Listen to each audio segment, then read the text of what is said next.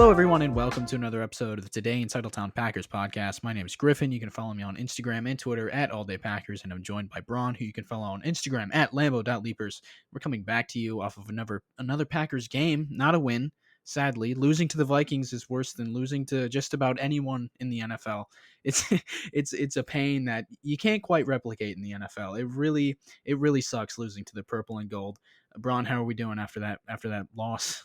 Yeah, it's always tough to lose a game when you're, as we are, so used to winning. And even this year, 8-2, the only loss apart from that week one blowout being with Jordan Love. So this is definitely a little bit of a change of pace, especially with how Rodgers played and how the offense kind of found its way. To see the defense, partly allow 34 points is, that was different, definitely something different compared to what we've been seeing over the past several weeks.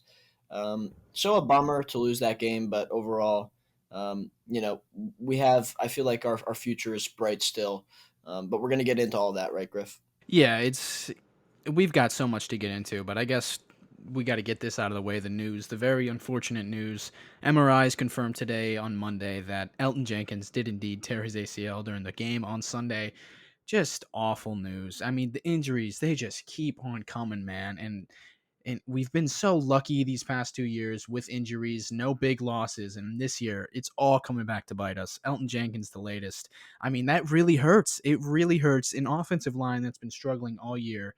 And now the best player on it, the most consistent player, he can play everywhere along the line, is now out for the season and likely out for a lot of next year, too, as we've seen with David Bakhtiari. So probably the worst thing that could happen to go on top of the loss. Yeah, that one hurts a lot. I mean, with everything that we saw, obviously David not being there, and I mean Elton was our guy, right? He was the guy who was holding down the fort for us, and then we're thinking about how good this O-line can be with both of them on the field again. Now it's kind of like plug and replace. Like, yes, David Bakhtiari is the best left tackle in football, but I mean, it's not going to be like we're not going to truly improve. Like, it won't be like we're getting the band back together, getting healthy. It's like we're kind of just replacing. There's not going to be that boost that we're looking for. We have to keep Royce Newman, Lucas Patrick, John Runyon. Those guys are going to be on the field now for the rest of the year. Is that good enough? I mean, there's a question there. Exactly, that's the worst thing. We've been looking forward to David Bakhtiari coming back for so long because not only does it improve one position along the offensive line, it improves two because we can kick Elton out because he's so talented and can play anywhere.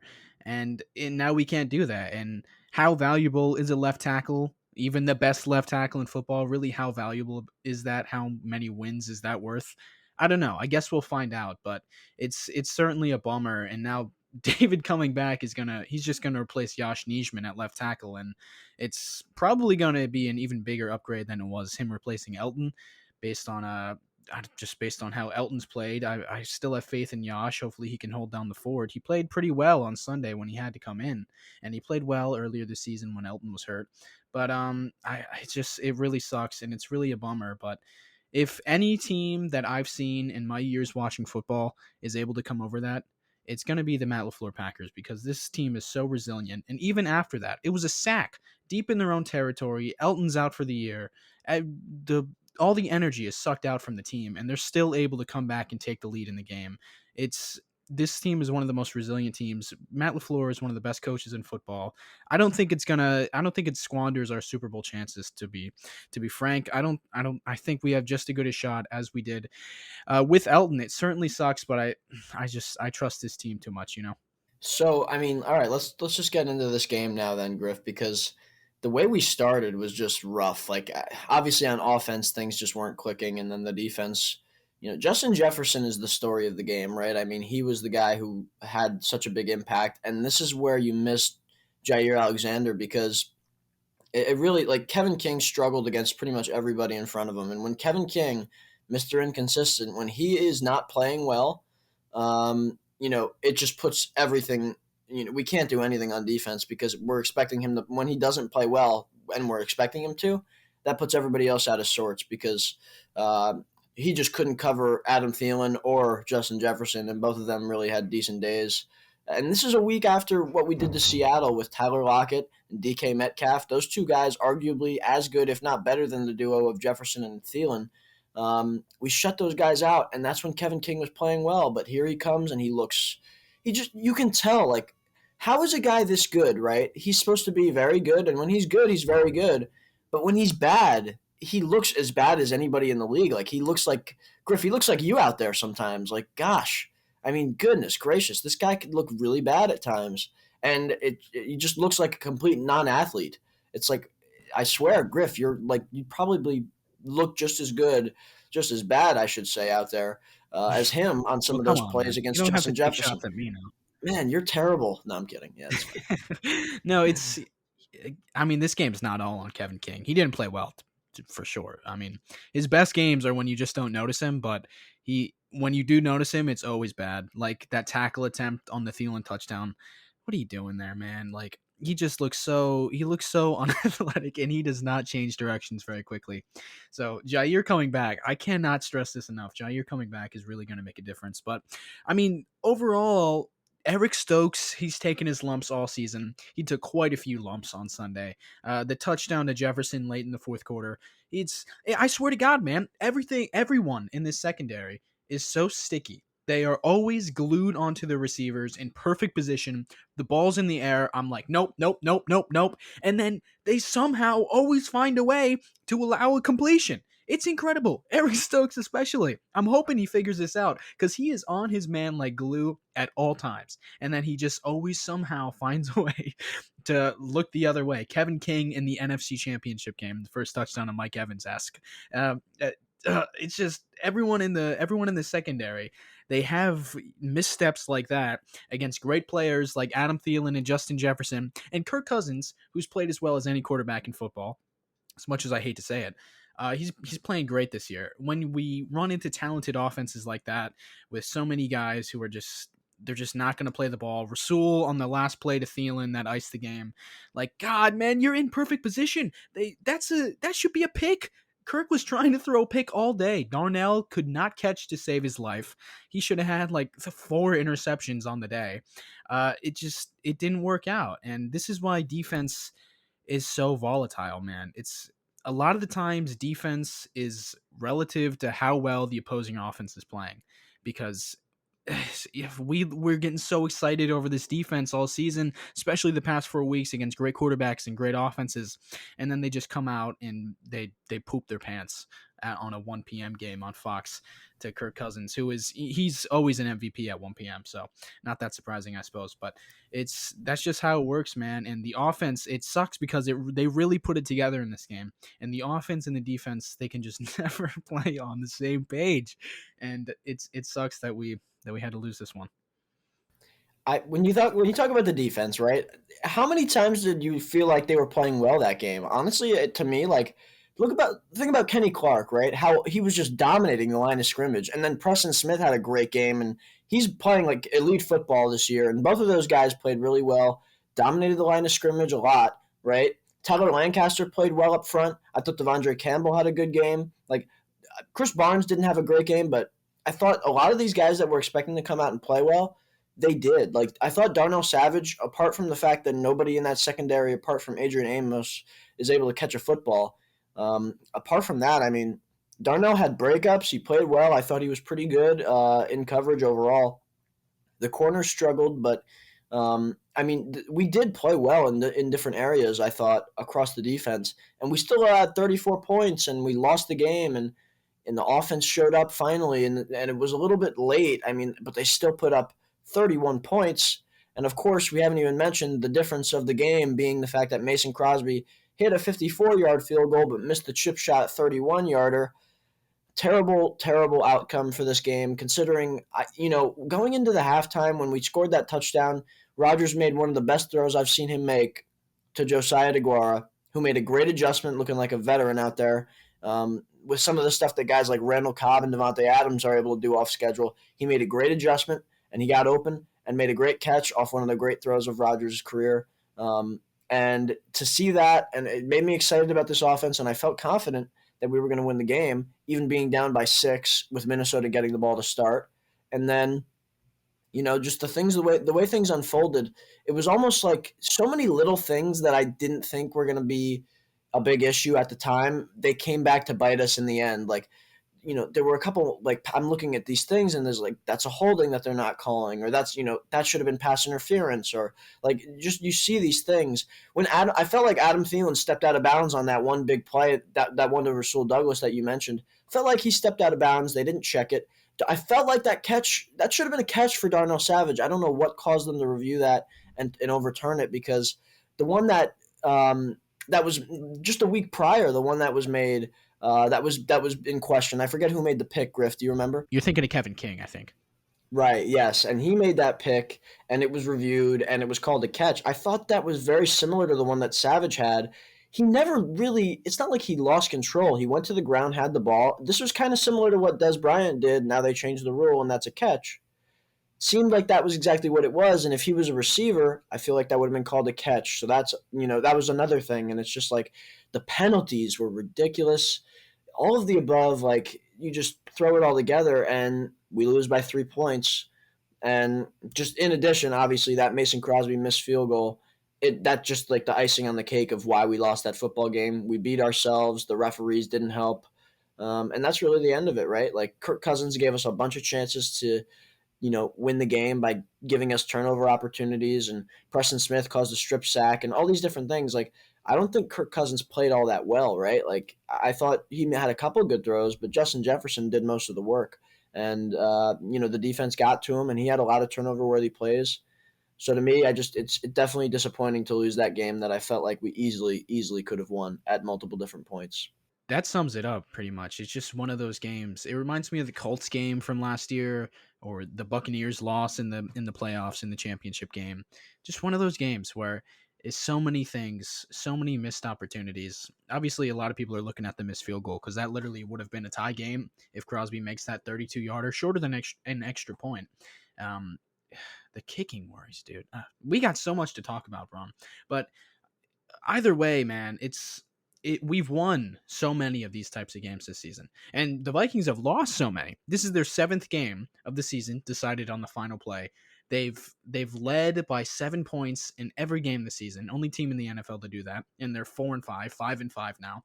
And we have won how many games that have been decided on just a few plays? The Bengals game, they literally were gifting us missed kicks. We were gifting them missed kicks too, but so were they. The Cardinals game decided on the last-minute interception. The Niners game, right? That one was that was a miracle from Rodgers to Adams. I mean, so eventually variance was going to go against us, but I think the biggest thing here, Bron, it's initially it hurts. It does hurt really bad, but the biggest thing is I posted about it this morning on Instagram. The cavalry is coming, man. This is the Packers light. Game of Thrones reference incoming. This is Jon Snow fighting to take back Winterfell with like 100 men, and we've got Littlefinger and Sansa coming with the Knights of the Vale to save our ass. Bron, I know you've never seen the show, but all you need to know is that it's one of the best moments of the series. My dad will enjoy that reference. My dad will get that reference. I won't, though. It's one of the best moments of the show. Battle of the Bastards. And that's the Packers right now. We've got David Bakhtiari hopefully coming back. Although LaFleur said today there's a plan, but sometimes things don't go according to plan. I don't know what that means. He's been activated off of the PUP list for weeks now. I don't know what's going on with that. No one's being candid about it. But we at least expect him to come back at some point. Jair Alexander expected to come back. Zadarius Smith. Rashawn Gary didn't play. It's all these guys. Obviously no Elton Jenkins now. But still, Aaron Jones, Josh Myers, the offensive line should get better.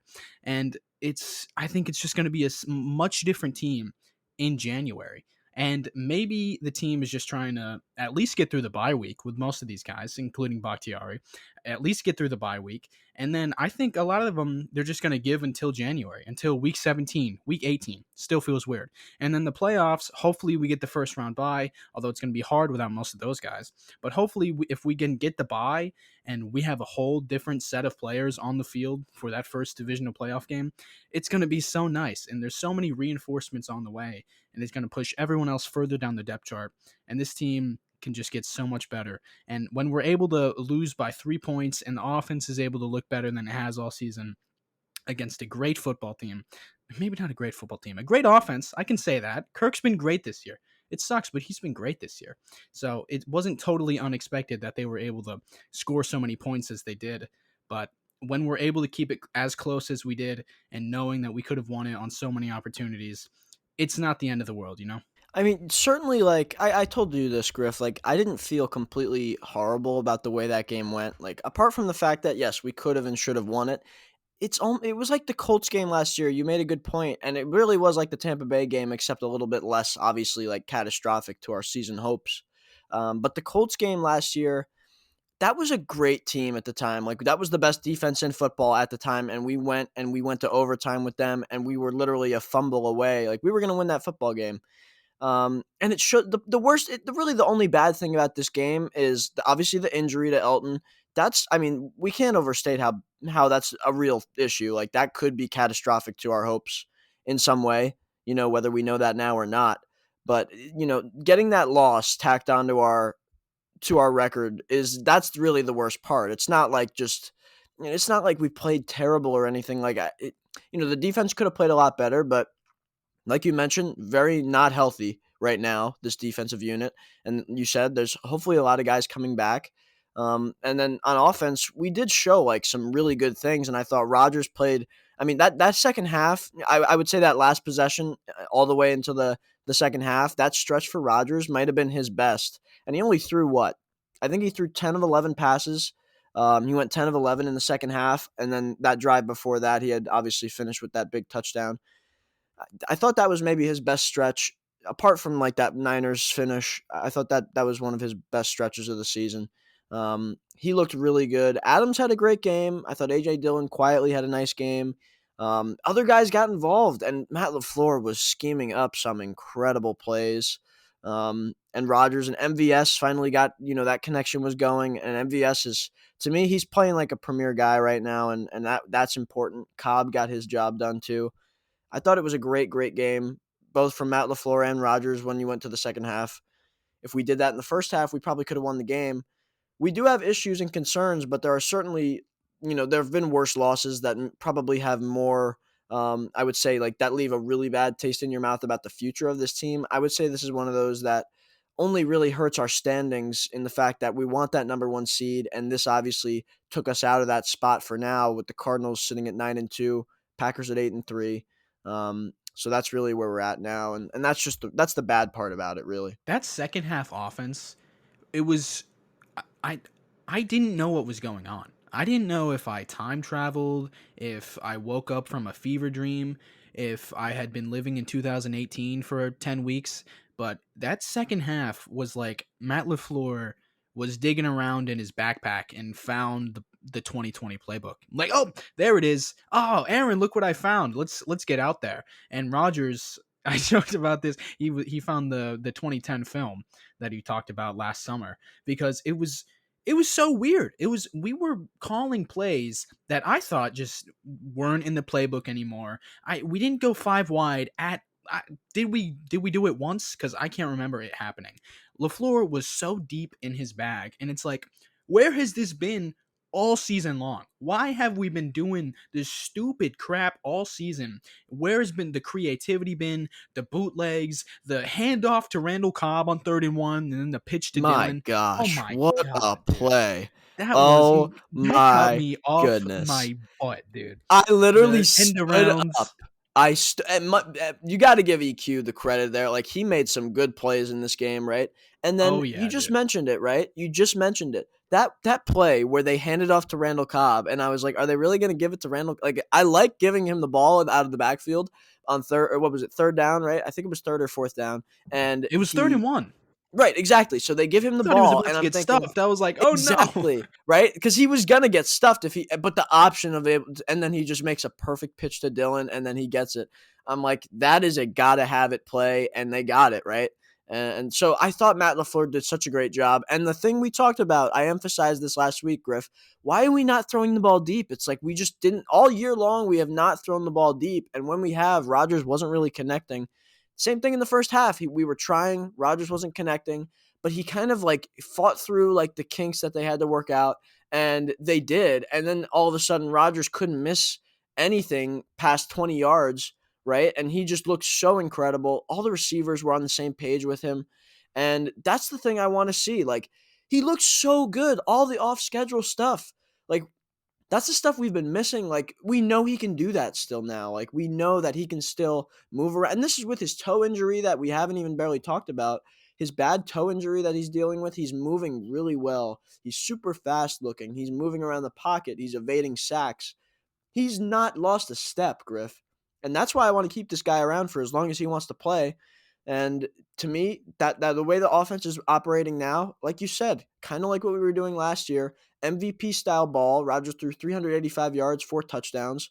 He kept throwing it deep in this game, and it started to work. And if we can keep that going and marry that with the fact that our defense, apart every game except the first week and this past week, has been literally lights out. If we can just get those two units to play together, and the special teams for crying out loud, but if we can get them all playing together at the same time, we might actually win every game going forward if we're able to do that only. But it's a big step, and it's a big important one to get the offense rolling, like you said, despite the loss. The quick game that I think made the biggest difference in the second half. The quick game marries with the deep passing game so well. We saw it on the 75-yarder to MVS. Harrison Smith bites so hard on Devontae because for what,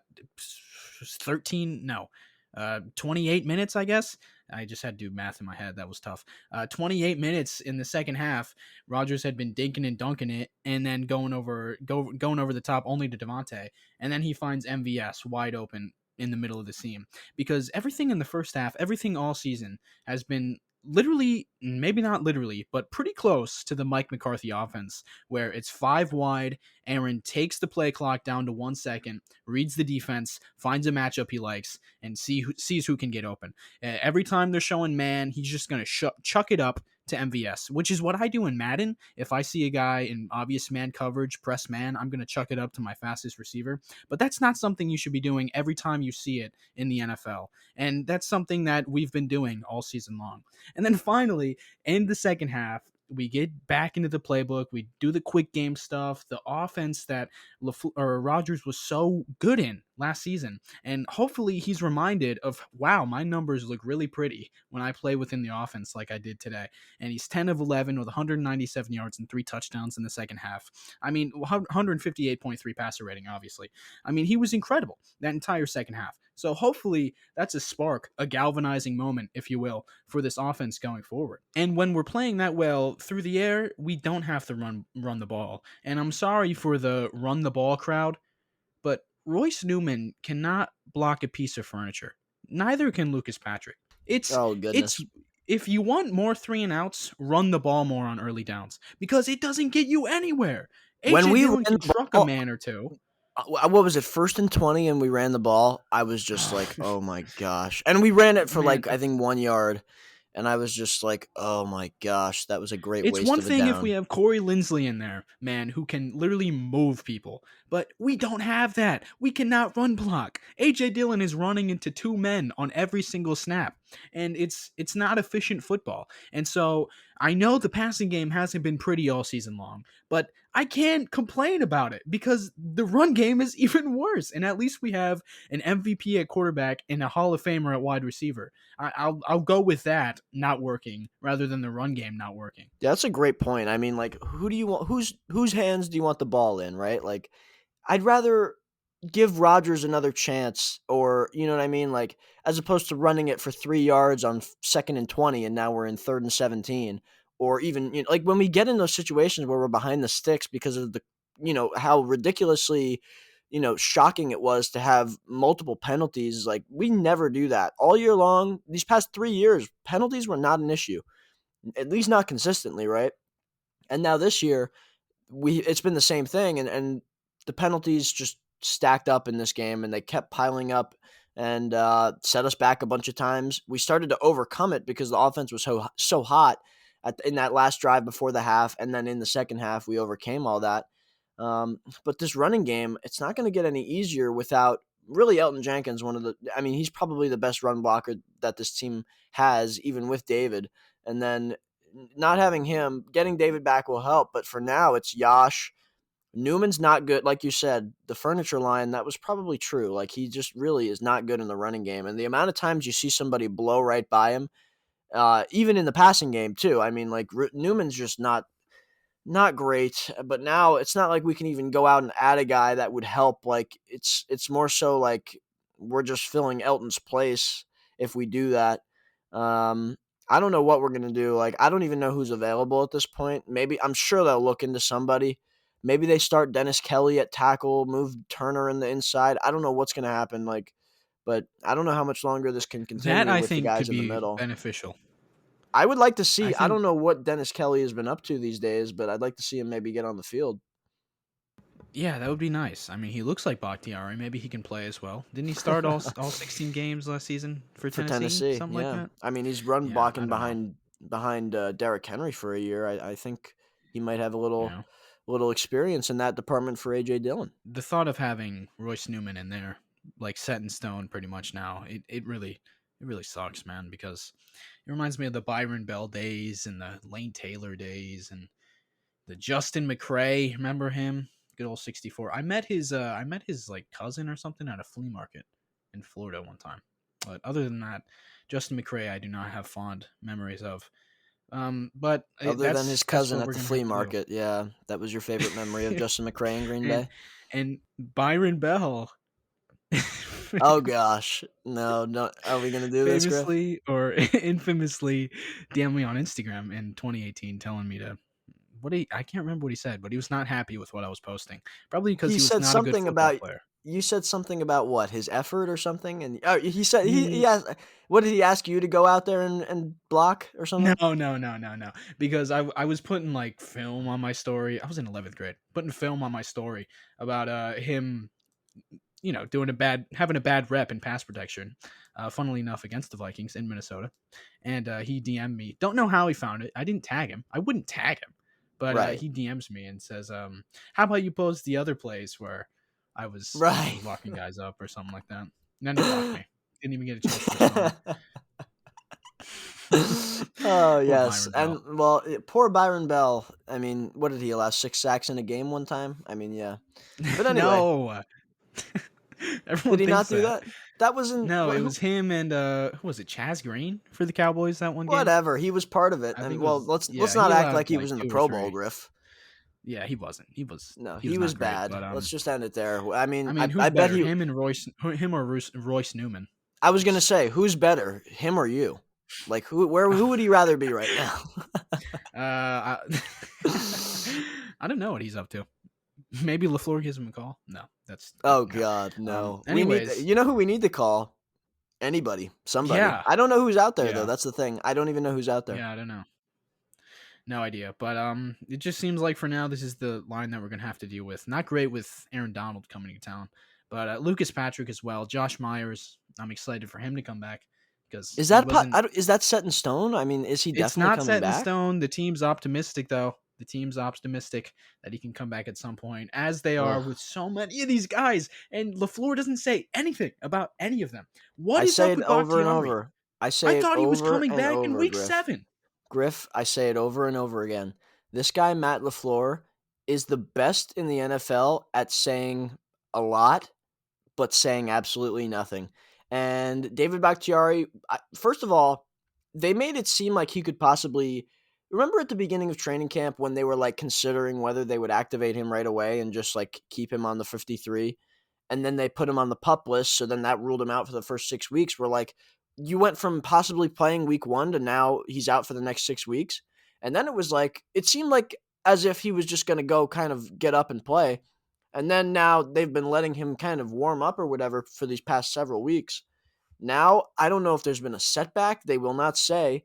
But why is all of a sudden so much just pessimism surrounding his situation? Rodgers said it was uncertain, like his status is unknown. I don't know what's going on. But Matt LaFleur would definitely not tell you. No, he won't, and it's pretty annoying. Along with Jair, I mean, I'm sure he's sick of being asked, but is he worried about competitive advantage? I don't know. Just come on, man. We want to That's know. what he These are always our guys. says. I I mean, I know. I mean, cannot. like, who, like, the one thing I never understand and will never understand is how, like, the team is going to prepare for your best player, right? Of course they're going to do that. And like if they have to go from preparing from Jair, like why do they even float the idea around that he's going to play if they know he's not? Or vice versa. Like why are they even going to consider him not playing if he's going to play? Like it's just, and Matt LaFleur never directly tells you, even though he definitely knows already, like most of the time. He did say that David Bakhtiari is not coming back this week and they're going to reevaluate after the bye, but this comes after, we thought he would be back week 7 at the latest. Like, and this is after we thought he'd be back week 1. Like, I don't know what's going on at this point. Yeah, me neither. I mean, of all these guys, Bakhtiari's the one that I can see them being like, it's an ACL. First of all, it's an ACL, not a great thing to have, especially as an offensive lineman. And they literally just made him the highest paid left tackle and offensive lineman in NFL history, like 4 or 5 weeks before he tore his ACL. So I can honestly, it would suck, but I can see them just saying it's not worth the risk this year to bring him back. But I don't know. I've no idea. I wish I had more information. Well, sadly, we don't. It seems like LaFleur thinks he'll play this season. He said that today, but um, I don't know when or how, or, we just don't know. That's why the problem is it's Josh Neiman right there at left tackle. And I don't know. Hopefully he holds up, but it's like, can we really? It's a unit. I mean, we've got guys with so much like inexperience. Patrick at center, he has the experience, but he's just not very good most of the time. Like he's decent and he'll contribute, but he's just like he makes a lot of errors that could cost us, and he's just not as good as like some of these other guys like we've had over the years. Corey Linsley, we miss him a ton. I mean, his consistency was amazing, and it's just we've lost all these guys now. Like the guys that we wanted most. Corey, Elton, David, like they're not on the field. We're missing those guys, and it's just painful because our O line is completely just different now. It's not the same, and it's hurting us in some ways. It definitely sucks, and it definitely makes you miss Lindsley, and it definitely makes you Monday morning quarterback the decision to not re-sign him. And yeah, that's off-season talk. But as it stands right now, offensive line not great, but they can overcome it as they showed on Sunday. And when LaFleur is helping out the tackles like he did, when you're chipping Everson Griffin, Josiah DeGuara laying men down, that helps a lot. But let's talk a little bit more about the defense here because it was very weird. I mean, even weirder than the offense all of a sudden turning into the number one scoring offense that they were last season in the second half. The defense giving up 34 points and giving up so many deep throws. That was the thing. So many deep passes, which was so weird. And this was the thing that this defense did so well is preventing those throws even to big play offenses like the Seahawks and like the Chiefs and like the Cardinals, other than that one completion to Hopkins. But they've really kept everything in front of them. And then this game, I don't know what the game plan was. They blitzed Cousin 14 times, 14 blitzes, and that's the most since week 2 against Jared Goff, where we blitzed 15 times. Other than that, there hasn't been a game this season we've sent more than 10 blitzes. So I don't know if Joe Barry really liked the thought of overwhelming the offensive line of Minnesota and just sending more at them than they can handle, because I mean, you've got Kenny Clark. I think he can do a lot of that on his own, which he did. He absolutely bullied Mason Cole for the entire game. The pass rush wasn't the issue. There was pressure on Kirk pretty consistently. I don't know why he thought that blitzing Kirk and leaving his guys in one-on-ones against Justin Jefferson would be the play there, but I'm Monday morning quarterbacking once again, and obviously it did not work out very well. Henry Black, he's looked good this season, but he did not play well. He gave up that touchdown to Jefferson out of the backfield. I mean, not much you can do about that. He just made a better play, and it was man coverage, a lot of man coverage, and like I said at the top of the show, they're sticky. These guys are in good positions, but just they take their lumps and they give up deep balls, and that's what we saw a lot of on Sunday, unfortunately, from this defense. Yeah, I mean, we just have to hope the defense gets together again. And I feel like, sometimes we thought about it last year, like that Colts loss put us in position to be like, okay, we got to win now. Like you could tell how badly this team hurts when they lose because it doesn't happen often, right? I don't know how this team feels in the locker room. Like, how does Aaron feel? I guess we'll find out more on Tuesday when he talks, and Wednesday when he talks to the media. But, um, I mean, like, what is this team feeling? Are they just like this one kind of slipped, or is it like man, we gotta correct everything. We gotta like refocus. Like you know what I mean. Sometimes we find that out hearing from guys after these big losses that we suffer. But I do expect this defense to bounce back. It's gonna be tough though. Like this Rams matchup, you mentioned it, Griff. Aaron Donald against that interior does not sound fun. Von Miller against our tackles, whether it's Yash or Bill, I don't. It's going to be tough. Like just trying to stop that pass rush. It's going to be a lot of chipping. Obviously, Jalen Ramsey playing cornerback. He's going to try to probably travel with Devontae, even though Devontae probably wins most of that matchup. Like it's hard because he's very good corner. That like, I just don't know. There's not a lot of avenues for us to really get the job done. Like it's going to be a lot of it's going to be the running game. I don't know if Aaron Jones is going to play. I doubt it, but it's going to be a tough game to win. And this defense certainly has to step up. And the offense is going to have some trouble too. So we're going to have to see if they can kind of take advantage of the very few things that are there for the taking. Yeah, their defense is not what it was last year. Obviously, they lose Brandon Staley, although he stays in the same building. That's pretty weird. They lose John Johnson at safety, who's a great player. So Such a it's good a player little bit that they more, lost there. yeah, a little bit more vulnerable than it was in 2020, but still really good. When you have Jalen Ramsey, I mean, I guess we have Devontae Adams. I just forgot for a second that we have the best receiver in football. So I was going to say that he kind of takes the receiver out, but not Devontae. Hopefully we get a little bit more one-on-ones because we saw in the playoffs last year, we saw a lot of motion from Devontae. The touchdown he had, uh, Jalen threw a little temper tantrum in the end zone, jumping up and down, but he was right. It was the other guy's responsibility. So hopefully I want to see more one-on-one routes because Devontae looked really good, but there was only like 3 or 4 really clean one-on-one opportunities between Ramsey and Devontae. I remember one on a really big slant for like 15, 16 yards. That was really nice. So hopefully we get some more of that. But anyways, Darius Williams, he played really well last season. He's not playing that well this season. They've got their weaknesses. We saw San Francisco just go right down the field on them all game long last week, a week from when we're recording this ago on Monday Night Football, and it looked like a pretty efficient offense that maybe similar offense that we run. We don't have the same offensive line, but maybe we can recreate some of that. Oh, and the Rams are coming off a bye. So, I mean, they do have the full week to prepare. I mean, so there's Hey, that they've been too. preparing for the 2021 offense, bro. They're not ready for the 2020 offense we're getting ready to throw at them. McVay's been like, "Oh, this is a completely different offense than what we faced in January. Scrap that game plan. Let's prepare for this version of the 5 wide inefficient offense, and then we're going to throw McVay's exact offense right back at him." Hopefully, Matt LaFleur really, like you said, like I want to see him really go deep into his playbook against a guy that, he likes Sean McVay and they're friends and whatnot, right? Like these are the type of games Matt LaFleur really likes to win. Like he wanted to win that game against Kyle. And this is another one. Like this is one of his good buddies. He wants to go out there and win because these guys, him, Kyle, and McVay, they're always thrown around together. Oftentimes, Matt LaFleur is talked about as like a disciple of Sean McVay, even though they were most of the time on the same level in the early days of their career. Like Matt LaFleur wants to win this game, and I feel like he's got a good opportunity to pull out some stuff that he's been saving, hopefully. And it's really about the defense too. Like the way Stafford has played these past few weeks has been bad, but before that he was playing really good football. What we've been doing to good quarterbacks, apart from this past week against Kirk Cousins, doing things to Russell and Patrick Mahomes and Kyler Murray, like shutting those guys down, we're going to need to do that this week against Matt Stafford and company.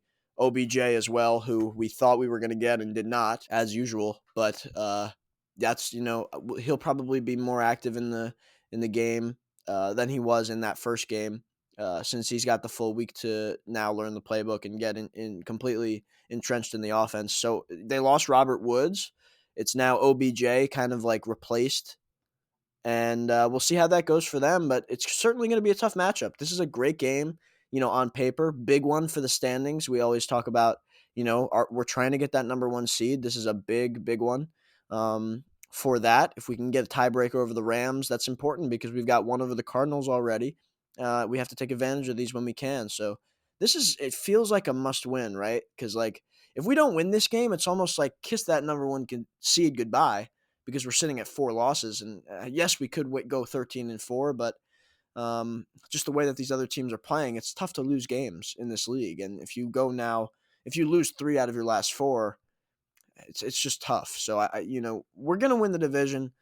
Let's try to get this number 1 seed, and it starts by winning this game against the Rams. Yeah, the 1 seed percentages go way down with the loss here. But dropping to 8-4 really hurts us, man. I mean, I talked about it last week against Seattle, or 2 weeks ago, I guess, previewing the Seattle game. With a loss to Kansas City, all of a sudden that Seattle game means way more than it did already, and that's the same thing for this Rams game. Losing 2 in a row is not something we want to do. The Rams, I mean, at this point, I think it's safe to say that LaFleur is a better coach than Sean McVay. He's way better at the fourth down stuff. McVay has no balls whatsoever. He sends out the kickers every single time he can. LaFleur is much better at that stuff, and I think he's shown more growth in his play calling creativity than McVay has. And a lot of the times we saw Jared Goff just be a complete game manager, and he had really good seasons. 2018, 2017, he looked really solid and like he could be something. And Matthew Stafford has kind of just unlocked everything that Jared Goff wasn't able to do. He has obviously Stafford's a better quarterback, as we can tell by how Goff is playing in Detroit. But I still don't think Stafford's as good as a lot of people think he is, and a lot of his throws are literally just wide open because the offense is so good. Losing Robert Woods does hurt them, but they've replaced him with OBJ. That didn't go too well on Monday night, their first game without Robert Woods in their first game with OBJ, but still they've got all kinds of talent. Cooper Kupp, he has 9 receptions of over 20 yards. He leads the league in touchdowns. Him and Stafford are kind of having the statistical season that we saw from Rodgers and Devontae last year, where they're just every game that they're in, especially against bad opponents, they're just completely lighting up the scoreboard. The thing that scares me the most with LA is the deep passing. This wasn't a fear of mine a week ago, but coming out of that Minnesota game, now it is, because Stafford is the 3rd most yards on throws of 20 plus yards. They is a deep passing offense, and Stafford is so good at throwing the deep ball that if they have guys open, there's no doubt that Stafford's going to be able to hit him. And if the defense plays anywhere near how they did against Minnesota, then that might be a problem. I don't suspect that to happen. I just suspect them to play more zone coverage like they have all season, because that's been the Joe Barry defense this season, is keeping everything in front of you. And they kind of just went away from that on Sunday. I'm not really sure why, but I don't expect them to send as many blitzes. Most games this season, we've only sent like 4 or 5 blitzes. Like against Russell Wilson, we only sent 5 blitzes. Why? Because they've got DK Metcalf and Tyler Lockett. It's not worth it to have Eric Stokes one-on-one with Tyler Lockett when just so we can get extra pressure on Wilson. We have the guys who can create pressure on their own, so I don't expect them to blitz as much as they did against the Vikings. Hopefully Joe Barry kind of learned his lesson there. But I think it's gonna. I don't know. I have no predictions because I could honestly see it going either way with this defense. I don't know what to expect anymore from them. 2 quick stats here about just the current state of the Packers and after this loss, what it really means for the rest of the year. You look at the last 2 seasons under Matt LaFleur, and in that first year, 2019, they started out 8-3, and they finished 13-3. They did the same in 2020. They started 8-3 and then won out, finished 13-3. This year, they're 8-3, right? There's an extra game in there now, so we'll see how that turns out. But can they do the same thing where they go on a stretch after a loss, look themselves in the mirror, and turn into that hot football team going into the playoffs where they've gotten the bye these past 2 years? May or may not happen now, depending on mostly other teams and how they play. We have no room for error now with regards to that bye, but it's still possible. And even if we don't get it, at let's say we finish 14-3, that'll probably get it. But even if we don't, whatever, like, can we win enough games to feel like we're in a position where we're feeling good and going into the playoffs at our best? That's really the main thing, right? Because we're going to win the division, right? At this point, we're winning the division. The difference is, do we get that number 1 seed? And if we don't, nothing else really matters. I mean, it's just matchups at that point, right? So I don't know what else really there is to say, but with that, you look at the way this team has played over the course of every season under Matt LaFleur, now this being his 3rd, they have still yet to lose back-to-back games under Matt LaFleur. This is going to be a test, obviously, the Rams being a great football team. They've lost some games though. Like they've have lost pretty big games. They're coming off a loss back to back. Um, just like we're coming off a big loss now too. Like these are two losing teams these past couple weeks. And this is a big game for both teams. It determines a lot, and it kind of almost eliminates one or the other from that number one seed contention in a way. So there's a lot on both teams' plates here, and this is certainly going to be a big matchup. Yeah, this is just as much of a must-win for the Rams as it is for the Packers. Probably even more so, given that they play in the same division as the Cardinals, and they already lost to the Cardinals this season, which we obviously beat the Cardinals. So it's going to be a good game. We've got some fan questions to answer. I know you asked for some on your story as well, Bron, but first I've got to use the bathroom. So you can one-man it, or I'll likely just cut this out. I'll be right back. Okay, I've returned. I'm guessing you've had nothing to say since you're still on mute. I guess I'll find out when I edit this. But let's go to fan question. Well, first, Bron, let's do score predictions. I'm gonna go with a win. Matt LaFleur's never lost back-to-back games, so I'm gonna go with I think the offense is back to their 2020 form. Rodgers is gonna make a late season MVP push. Adams is gonna go back to his 100-yard, 2 touchdowns every single game, and I'm gonna go with 38-24. X Factor? You didn't even have to ask today, Bron. X Factor? Give me. Ooh. I don't know. I don't know. Marquez Valdez-Scantling. Okay, thanks for elaborating on that pick. Anyway, I'm gonna go with I'll go with 27-16. I feel like this is gonna be we'll play well on offense, but it's gonna be a dogfight. This is such a big game, playoff like atmosphere. It's gonna be tough to score over 30. We know how good that Rams defense can be. The players they have on that squad are truly, they're going to be tough to contend with. And I think the defense will probably get back on track in some capacity. This is, it's not like they have a fantastic running game. Like they have a decent running game, but there's not a guy that's going to go out there and like totally beat you. Darrell Henderson's really their main back, but I do like this matchup for us offensively and defensively that will give us enough to win the football game. So I'm going to go with 27-16. And my X factor is going to be the offensive line as a whole, as a unit, really, because it's going to be tough to contend with Aaron Donald up front, Von Miller, the rest of that great, those linebackers and pass rushers that they've got attacking the quarterback. That's going to be really tough. So if they can play well, give Rodgers enough time, create space in the running game, that'll be big and super crucial to what we're trying to do on offense and hopefully winning the football game as well. Okay, well said. Let's move on to fan questions. I'll go first, okay? We'll kind of go back and forth here. This first one comes from Daily AJ Dillon. Oh, I'm only asking this because we didn't talk about it. When is it time to get rid of Crosby? I don't know. Never. When? What do you mean? I mean, I'm not saying not this season. No, I don't. Well, I guess we'll see what happens the rest of the way. But like, if he costs us in a big game, like a playoff game or something, like if he costs us, maybe then it's time to like look for another option. I don't know. I mean, everybody says, "Oh, cut Crosby," and it's like, well, think about what happens then. We've got a rookie kicking, or like, you know what I mean? Like J.J. Molson is on the practice squad. Never seen him kick a football in my life. Do we want that over a guy like Mason, who has been so good? He's had so many clutch kicks in the playoffs and in big games. Yes, he's been on a bad stretch, but he has had to deal with the fact that he's got a brand new long snapper and a brand new holder this year. And this is not easy, right? Like it's not something that you have to it's hard to understand, but it's different. It's not just snapping and holding and kicking. It's more than that too. It's timing, it's steps, it's just everything. Like it has a lot to do with the fact that Mason isn't making some of these kicks.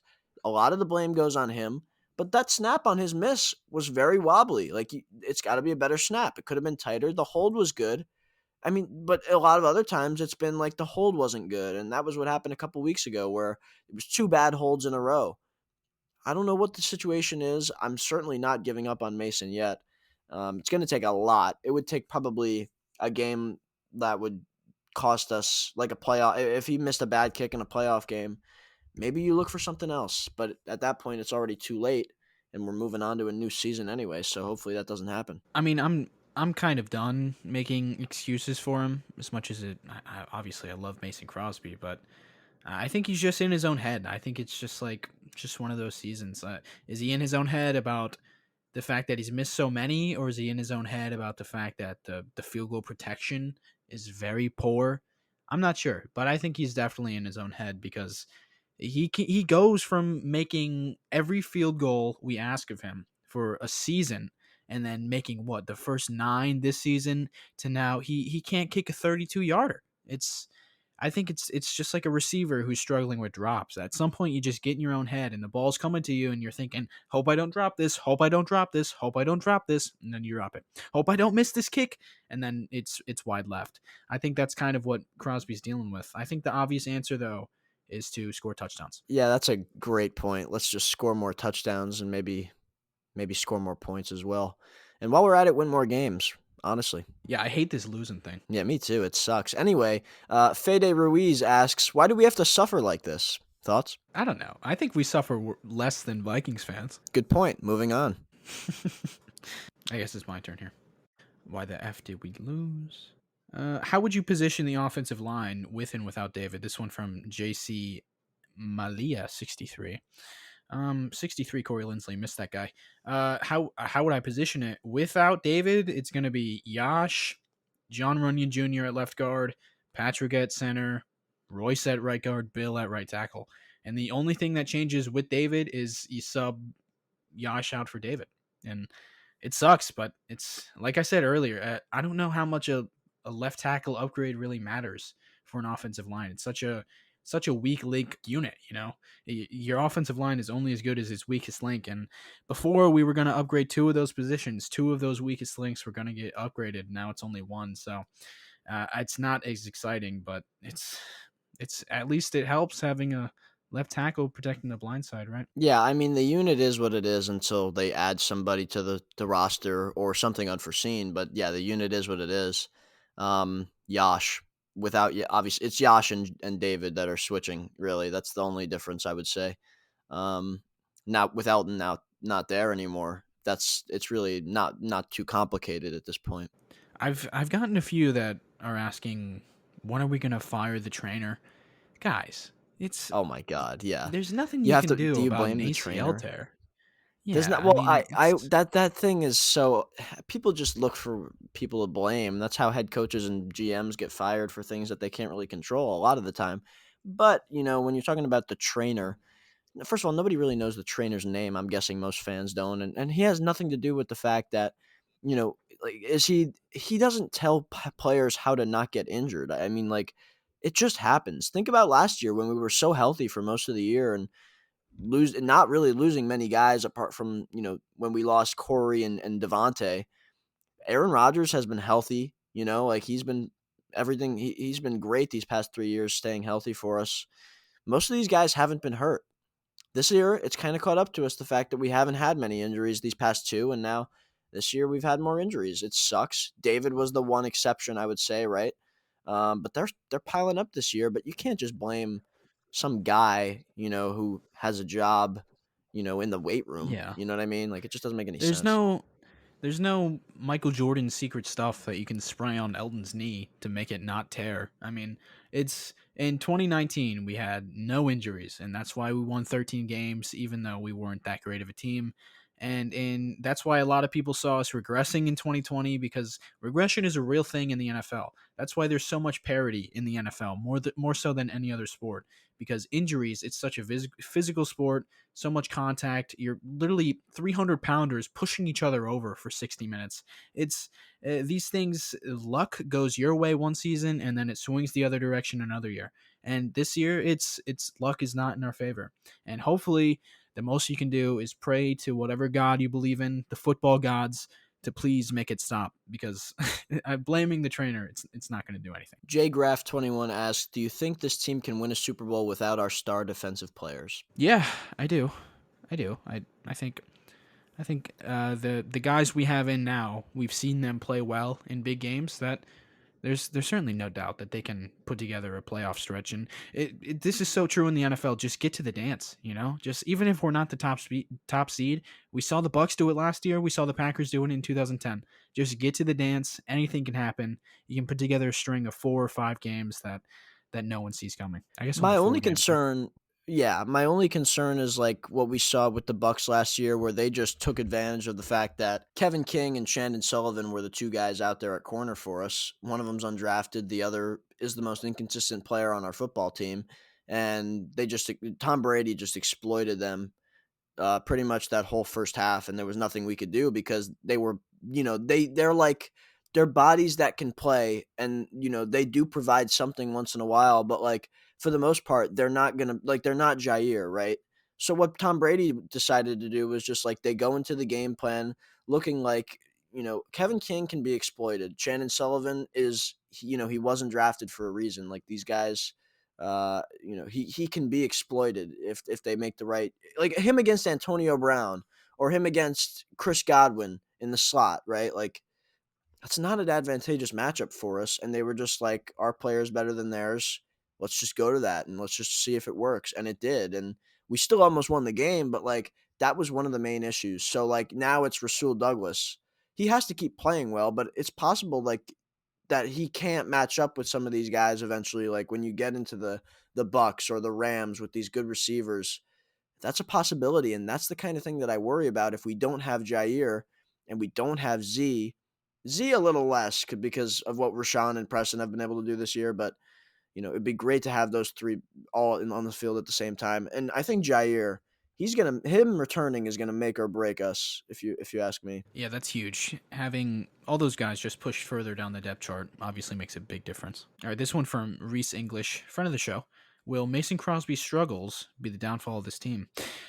I certainly hope not. I mean, that's kind of a playoff loss that we haven't experienced yet, right? A missed field goal or a missed extra point in a big moment like that. Haven't really been through that, so I mean, based on the Packers' current track record of breaking my heart in every way possible, maybe that could happen, but I certainly hope not. Okay, we'll do a few more here. Um, uh, VDaddy12 asks, how long will Rodgers stay in Green Bay? And JRDNHAM, I don't know how to say that. Do you think Rodgers will stay in Green Bay after this season? So both of those questions kind of in unison. There was a video circulating these past couple days of Rodgers with David Bakhtiari on a golf cart, talking to the people from Packers Germany, a site on different social media platforms, and he talked about playing in Germany with the Packers next season. He said those words. You can check out the post that I made about it.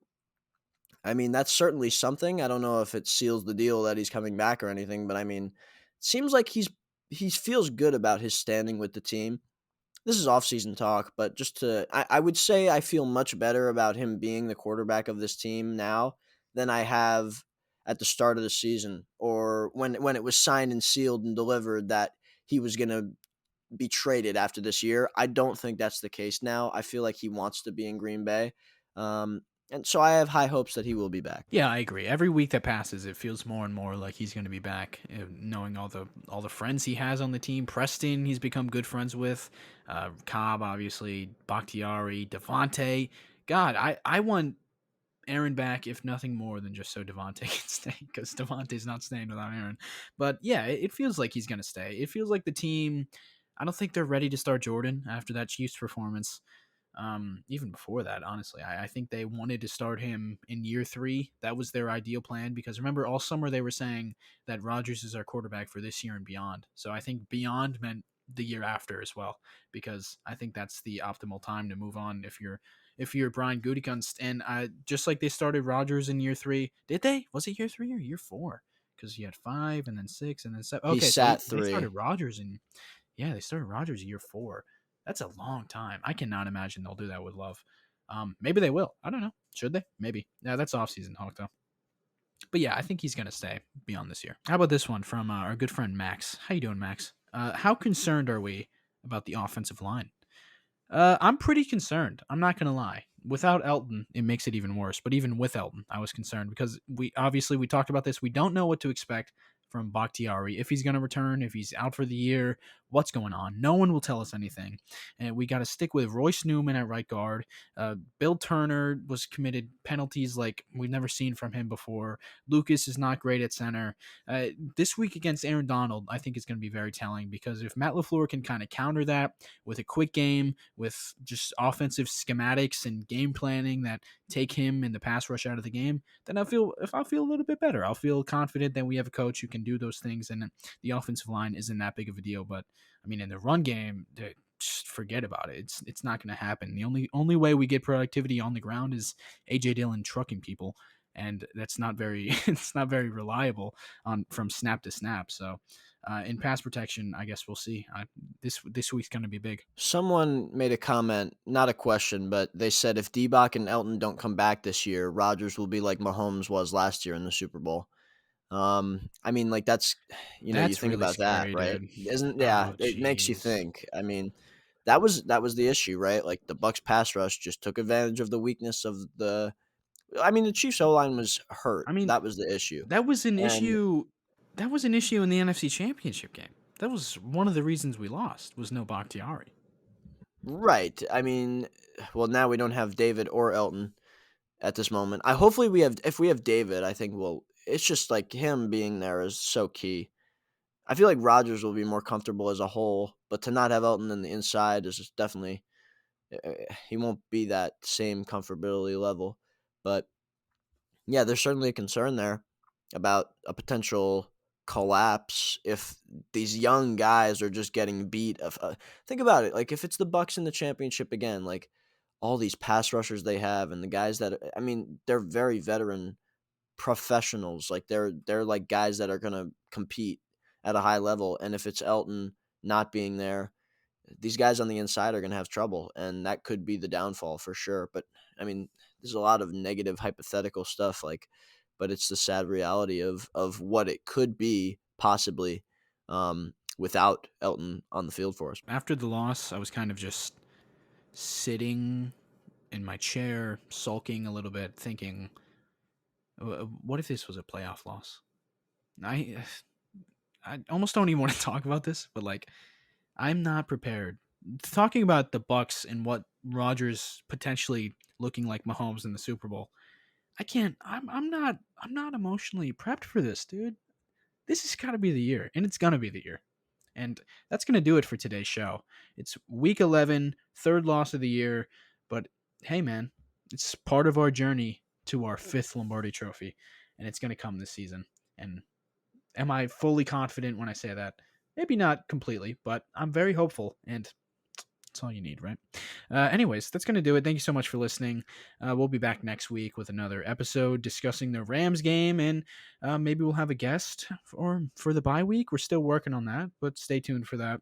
Thank you so much for listening. Don't forget to rate us on iTunes and leave a review. Shoot us a DM on Instagram at Today in Titletown or on Twitter at Today Titletown. No in. You can follow me on Instagram at All Day Packers. You can follow Bron at Lambeau.leapers. And we'll be back next week. Go Pack Go. Thanks for listening, everyone. We'll be back hopefully after a big win against the Rams. That'll be a good way to overcome this tough loss against the Vikings. As we move forward, like Griff said, pushing for a Super Bowl. Once again, thank you for listening. Go Pack Go.